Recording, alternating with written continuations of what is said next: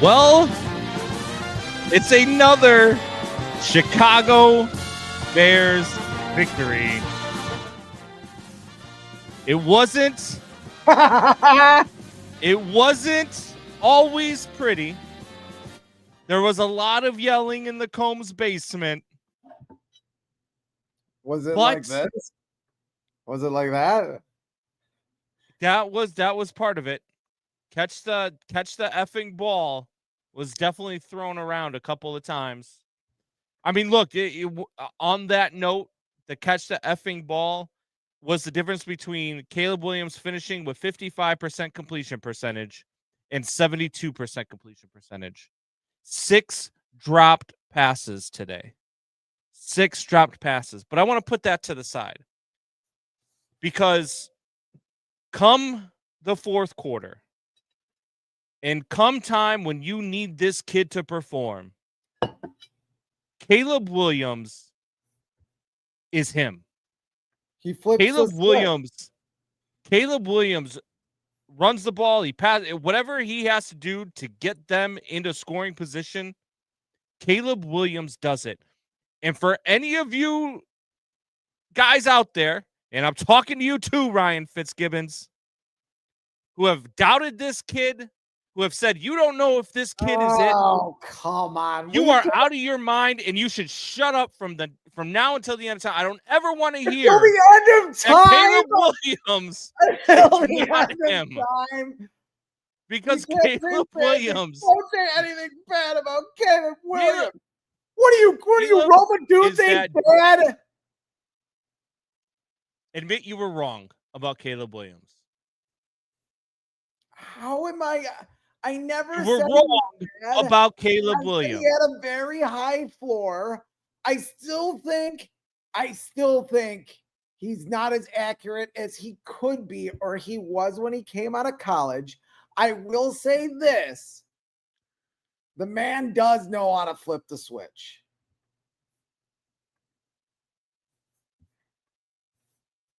What I do is I just try to take my hat and I turn it around, and it's like a switch that goes on. And when the switch goes on, I feel like another person. I feel like a truck, like a machine. Like a machine.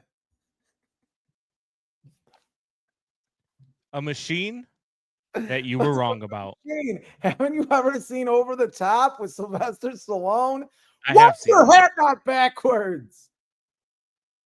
A machine that you were wrong about. A machine that I've heard people talk about over the first 9 weeks of this season about Tyson Bagent and how that's the kid that should be playing, and how we're still going to hear people, yeah, the Bears came back and won, but he only completed 55% of his passes. Because 6 of them were dropped. That's a gutty game. This game was the Caleb Williams game. Yeah. And for anybody that looked at this and watched this game and thought any different, you are out of your ever-loving mind. Yes, I'll be the first one to admit, I text Sean Marash, who's a host over in New York, who I did a show with all summer long, and he's a big Giants fan. I text him after the game to, talk a little bit of trash, but I also admitted to him, if Jackson Dart doesn't go out, I think the Giants hang on to win this game. I do believe that. Yeah, I think because Jackson Dart was having a hell of a game. He is a very good quarterback. They have their franchise quarterback in New York, and we have our franchise quarterback here in Chicago. It's possible that they do. I mean, he hasn't played a lot of games yet, so give it some time. But shut up. Shut up with he hasn't played a lot of games and we got to give it some time. Watch with your eyes, Ryan. Watch with your eyes. This kid is doing it to everybody. Jackson Dart was good. Yes, he was very good. But if you can't block guys, you're going to get sacked no matter what. I mean, Russell Wilson got sacked on a couple of those plays where guys were coming unblocked towards him. CJ Gardner-Johnson, who I didn't even know. Well, I knew he existed, but Jeremiah, he put that team on his back. This was most impressive performance. I agree with that. I mean, like I said, that Raiders performance I thought was gutty, but this was something different. He was definitely not injured, but he was hurt in this game. Caleb He Williams was exhausted. Yeah, and he was exhausted too. That'll be all 14, I think, is the most important part of that. Zacchaeus, you got to catch the ball. This is not the first bad catch he had. There was a catch at the goal line, not when the Bears were at the goal line, but when they were coming out of the goal line in the Commanders game that almost cost them that game. There's a touchdown pass he totally misses. He misses a pass that might have put the game away really midway through the third quarter, where that's an easy first down that ends a drive. Those are really, I mean, you have a miscatch by DJ Moore. You have a miscatch by your boy Kyle Monungai that he might still be running with. I mean, there was nobody there. You have a lot of drop passes this game, and this is becoming the rule, not the exception with this team. I mean, Cole Kmet's had a lot of drops. Colson Loughlin's had a couple, although I thought Colson Loughlin had another good game. Drops are becoming a rule with this receiving core specifically, and that's bad. Odunze, a lot of drops. He dropped a touchdown pass had a pretty good game this game, but a lot of drops last game, including a touchdown pass drop against Cincinnati. That probably puts the game away there. I mean, this is a problem with their wide receiving core, for sure. And the inability to stop the run continues to be an Achilles heel of the Bears defense without Kyler Gordon. They could not stop. They had no answer for Jackson Dart and his legs. Towards the end of that game, as you know, the Giants took that extended lead, had no answer for Tyrone Tracy on that drive. Just completely forgot how to tackle. You have Noah Sewell, who has him dead to rights, Singletary dead to rights to make it a fourth down in a punting situation. Instead, it turns into a 43-yard gain. So there are definitely some things to clean up. I don't think that the defense is going to get any better for the rest of the season at trying to stop the run. So you're going to have to overcome that. There are things that you're going to have to overcome. I mean, you watch around the league though, right? There are teams that just have bad days, right? Like there are teams that just can't do all of things right. Ask the Buffalo Bills today. As the Buffalo Bills get absolutely trashed by the Miami Dolphins today. Yeah. Like who saw that? When did the Miami Dolphins become a juggernaut on defense? Like it was unbelievable.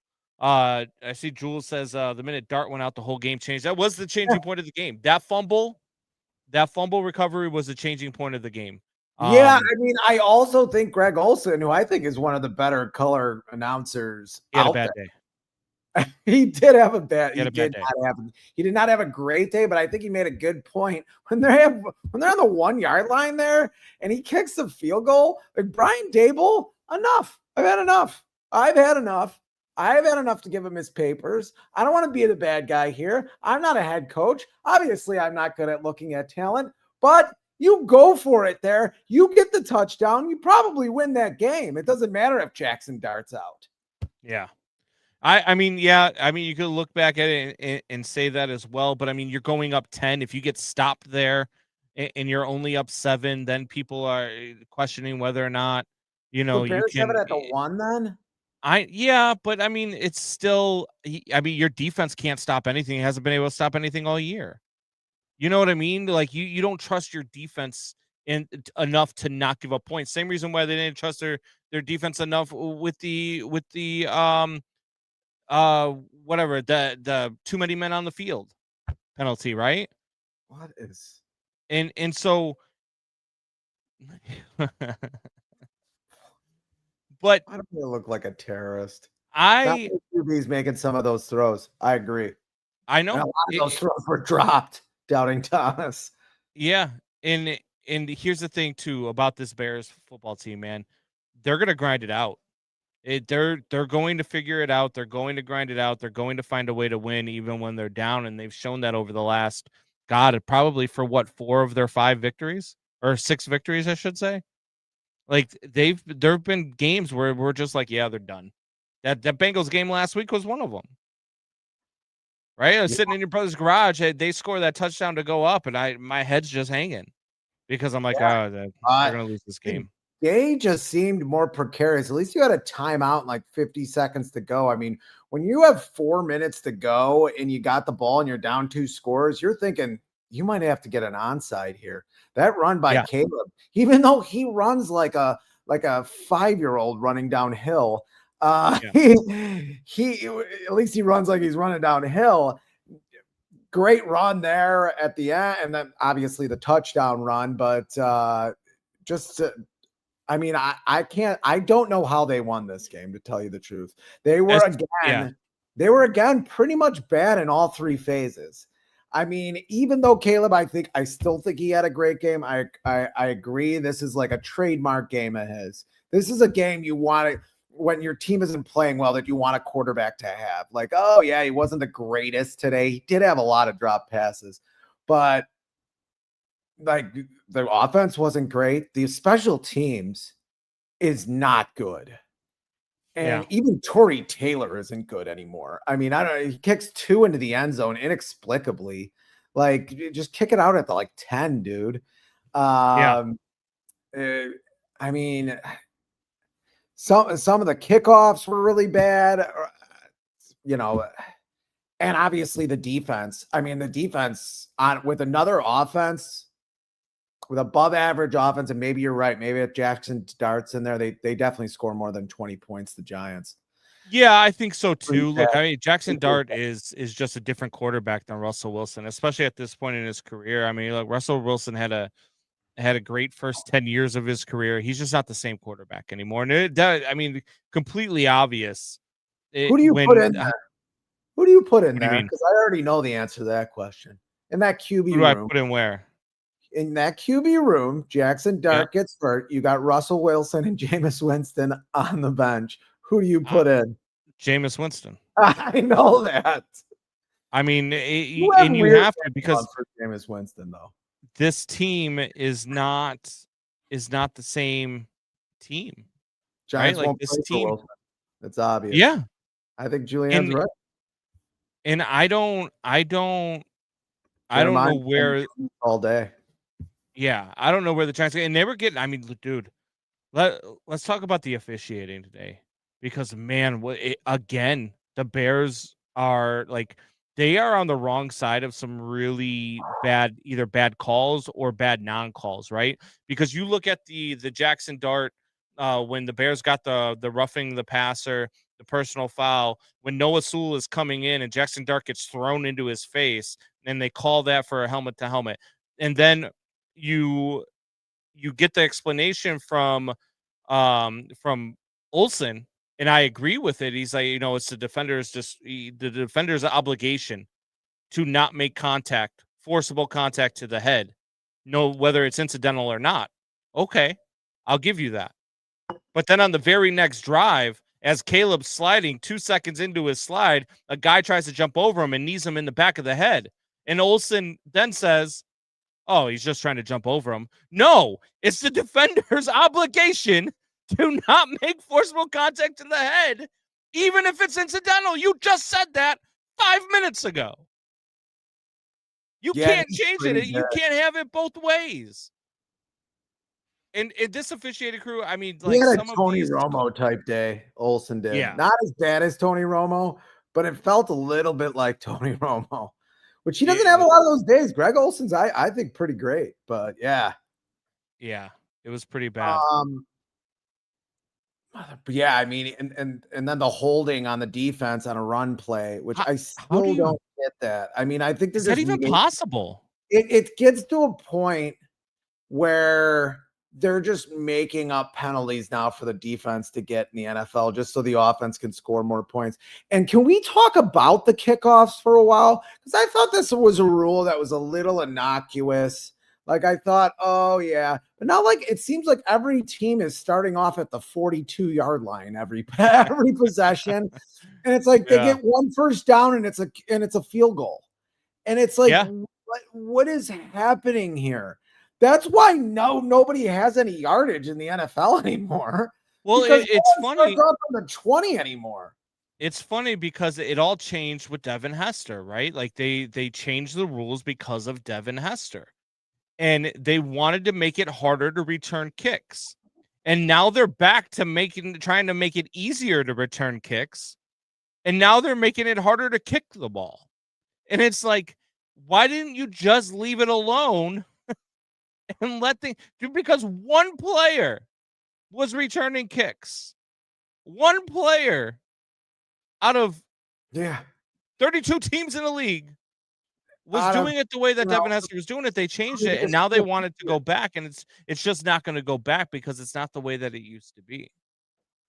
I know they are doing it for injuries, but this is not going to work out, especially in cold weather. I don't think they figured this into the cold weather and not being able to kick off and it being really a possession game.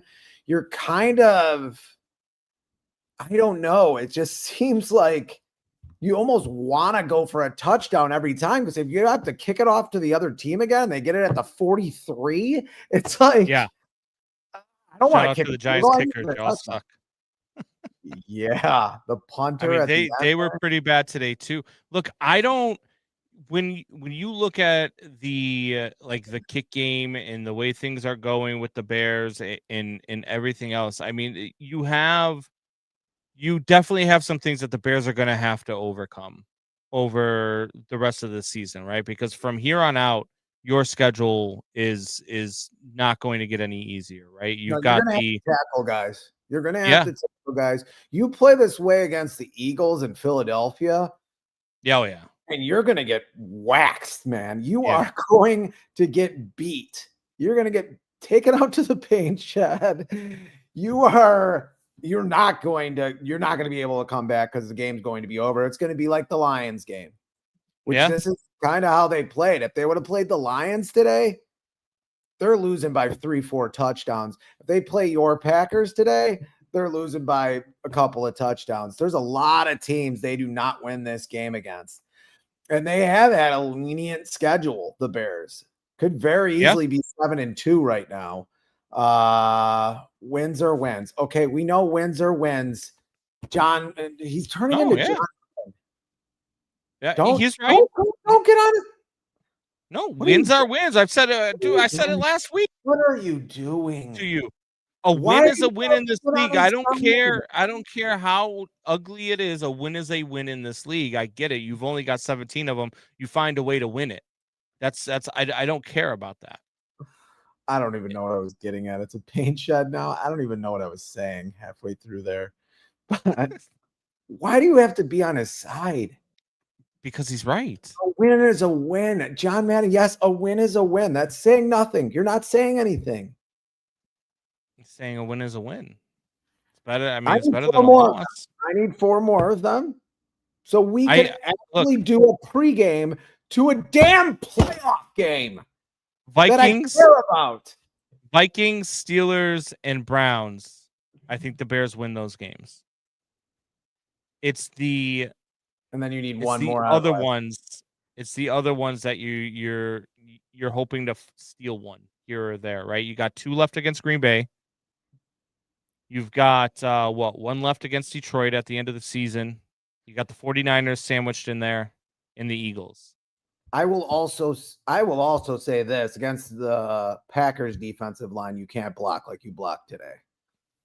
And all those people last year were saying he holds the ball so long. He's the reason why all these sacks are happening. Dude. About 20 other quarterbacks, 25 other quarterbacks in this league get sacked 5-6 times today. Yeah. And what he absolutely got maybe once. Did he even get sacked today? I don't think he did. I don't think Caleb Williams got sacked today. But I would be shocked. I don't think he did. I'd be shocked to see, unless there was a run where he got tackled behind the line of scrimmage.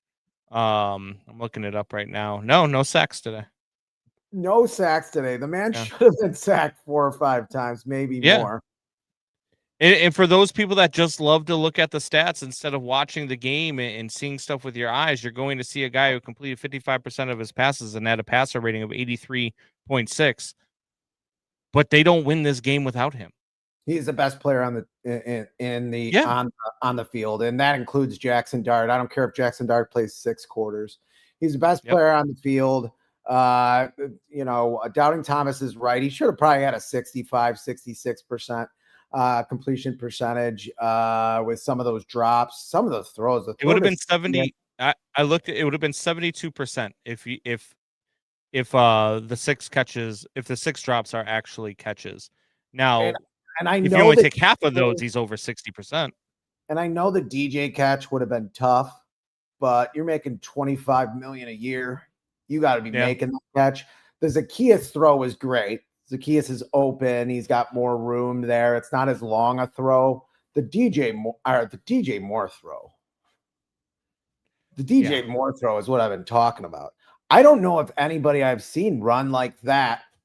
It is to his arm side, so to his right. He's running to his right, but he's sprinting to his right, and he throws the ball with that velocity. I'm not sure I've seen a lot of quarterbacks who could do that. I'm not sure I've seen any really. And you got to start catching it seems like maybe no receiver thinks he can make that throw, so they're surprised when the ball gets there. But Odunze hasn't been able to catch that. Zacchaeus hasn't been able to catch that. I think he has to learn on some of those to take something off every once in a while too, right? Because there's a difference. It's like when you off that throw, man. When you're throwing, I'm sprinting. When you're like, I don't know if you played baseball, right? As a kid. You ever have the kid that you're warming up with and you're 5 feet away from one another and you're just lobbing it, just trying to get your arm loose, and he's zinging in 90-mile-an-hour fastballs, and you're like, whoa, chill out, Nolan Ryan, right? Yeah. Like that's sometimes where Caleb's at, right? Like when you're throwing these screen passes and you're throwing them at 99 miles an hour and I'm 3 feet away from you, they might bounce off of something, right? Like I get that, but these aren't screen passes. This is him sprinting, throwing 35, 40 yards into the end zone. I mean, DJ doesn't run full routes either, which drives me nuts. DJ quits on routes. If he doesn't think that he's getting the ball, and then Caleb, he's like maybe the second look, or maybe even the third look on a play, he doesn't run the route fully, and then all of a sudden Caleb's like, oh, he's going to be open, I'm going to him, but he doesn't run the full route, and he gets overthrown, and it's like, guy, if you would have just run the damn route. The same thing with the out route to Rome. There was an out route to Rome there in the fourth quarter. I'm screaming because Rome gets into it and he goes to shake the defender, and as he does, I don't think he's expected the ball, because he just kind of jogs out of the break, and then all of a sudden he's like, oh crap, the ball's coming to me, and he has to try to hurry up again. Like, run your route. Run the route in full, at full speed. I would like for them to run full routes, especially guys like Caleb or Rome, whose dad is tweeting out that they need to train him because they don't throw him the ball. And then the very next game, he leads the team in receptions and targets, and how long are you going to keep has the only touchdown catch for, by the way? Until you could see it. I was just wondering if you could see it. Fitz needs to take a screenshot of this episode and post now it. You're going to read it. Yeah. Yep. Thanks, so people Megan listening on the radio side can hear it. Thanks, Megan TV. So I hope it's cold up in Michigan. I hope you got like 5 inches of snow. 55 inches of snow. 5 inches of snow. By the way, if you do post this on your dating app, 5 inches of snow, more inches than you're going to get if you click yes. Oh my.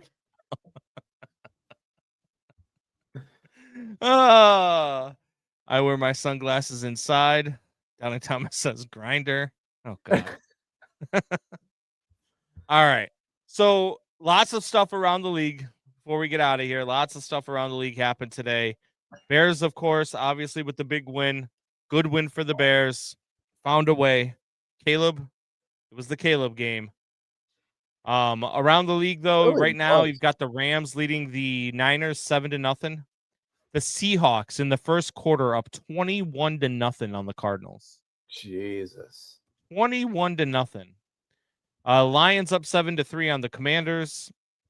Elsewhere, you had the Dolphins beat the Bills 30-13. I know. 30-13. My boy, Mike McDaniel, Yeah. keeping his job, baby. And Josh Allen had a bad day. I watched him throw a pick in the end zone, try to gain a couple extra yards on a run and fumble. Like, he was not very good today. Ravens beat the Vikings 27-19. Little help there in the NFC North, keeping the Bears ahead of that team. Vikings will be the only team in the division without a 500 or better record after today. Yeah. Tough Then you've got division. the Jets beat the Browns 27-20. I had the Jets. Yeah. Dylan Gabriel, though, better day than Justin Fields passing the ball. Justin Fields, 6 of 11 for 54 yards. That's a college stat. That's a JJ McCarthy college stat. I was wondering if he was playing for Navy. Maybe, yes. That's insane. Then you've got the Patriots beat the Buccaneers 28-23. Maybe the Patriots are for real. Maybe the Patriots are good. I mean, in Tampa, that Patriots defense is legit, man. Saints beat the Panthers. Take me out of Survivor. I'm not happy about this. 17-7. It was ugly. Yeah, there's your Panthers for you. Yep. Down to 5-5 now. Texans come back. They were down 29-10 in the fourth quarter. They scored 26 unanswered fourth quarter points to beat the Jaguars 36-29 in the fourth quarter. That Trevor Lawrence is a bad quarterback. Trevor Lawrence is a bad quarterback. Totally outplayed by Davis Mills. Like, totally outplayed. Completely outplayed. One TD, one interception. I saw some of the highlights of this game. 13 of 23 for 158 yards from Trevor Lawrence. Davis Mills was 27 of 45 for 292 and 2 touchdowns. Like, I don't see Trevor Lawrence being a starting quarterback next year. And the man is making, what, $40 million a year? Yeah. I mean, I don't know how the Jaguars move on from him with all the money that they just paid him. Yeah, I know. I mean, I don't know why they paid him the money. I don't either. I think someone did a Fitzgibberish on it. It just doesn't make sense. Does not make sense. But they've paid him. They've got to deal with it. And then tonight we will have the Chargers and the Commanders. And then tomorrow night, Monday Night Football, Eagles and Packers. It's Chargers. I'm sorry, Chargers Steelers. Sorry, not Commanders. Lions Commanders now. Lions already up 7-3. Yeah. Yep. So good stuff. Good win for the Bears. Caleb Williams is the guy. Ryan Fitzgibbons was completely wrong about him. I never did. I never still said hates he's the a bad Bears. quarterback. He's cheering for him, but he hates them. Yeah. You hate the Bears too. Shut up. I don't hate the Bears. I cheer for the Bears. I love the Bears. I never said I hate the Bears. I hate do the Bears. cheer for the Bears. Shut your damn mouth. You just complain when they win. They're a terrible organization. Like, what else do you want me to tell you? They've been a tradition of terribleness.